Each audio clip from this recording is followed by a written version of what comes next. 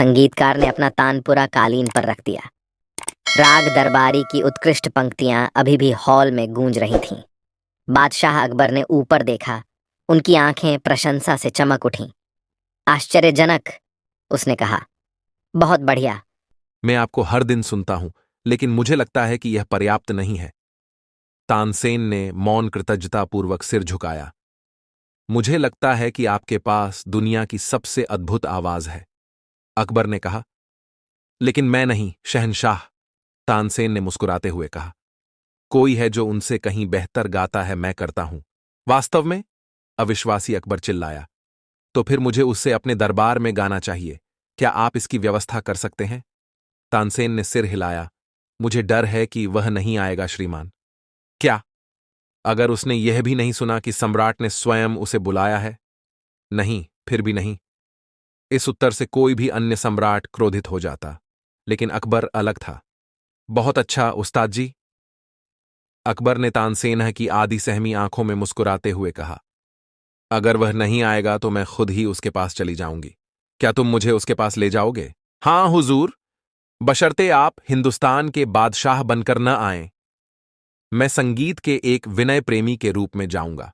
संत हरिदास वह व्यक्ति थे जिनके बारे में तानसेन ने कहा था। यह तानसेन के संगीत शिक्षक थे और उन्होंने एक सन्यासी का कठोर जीवन व्यतीत किया।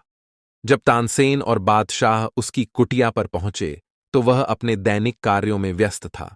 जब उन्होंने उससे गाने के लिए कहा तो वह मुस्कुराया, लेकिन दृढ़ता से कहा, मेरी गाने की उम्र बहुत ज्यादा हो गई है। यहां तक कि उनका पसंदीदा शिष्य भी उन्हें अपना मन बदलने के लिए राजी नहीं कर सका। लेकिन तानसेन जानते थे कि उनसे कैसे बचना है। उन्होंने अपने गुरु के सामने गाने की पेशकश की। नाई बिल्कुल सही नहीं, तानसेन, चिल्लाया शिक्षक, आश्चर्यचकित होकर चिल्लाए। तुम्हें क्या हुआ है? तानसेन को अपने गुरु की बात समझ नहीं आई और उन्होंने फिर वही गलती कर दी। निराश होकर संत हरिदास ने तानसेन के हाथ से तानपुरा ले लिया और सही स्वर में गाया। फिर वह अगले और अगले पर बला गया। संगीत पूरे जंगल में फैल गया जैसे भोर की पहली किरण या चमेली की खुशबू। अकबर और तानसेन दोनों ने उनकी बात ऐसे सुनी जैसे वे सम्मोहित हो गए हों, और बादशाह को एहसास हुआ कि तानसेन ने सच कहा था। उन्हें नहीं पता था कि संगीत ऐसा भी हो सकता है। उसने निश्चित रूप से पहले कभी ऐसा कुछ नहीं सुना था।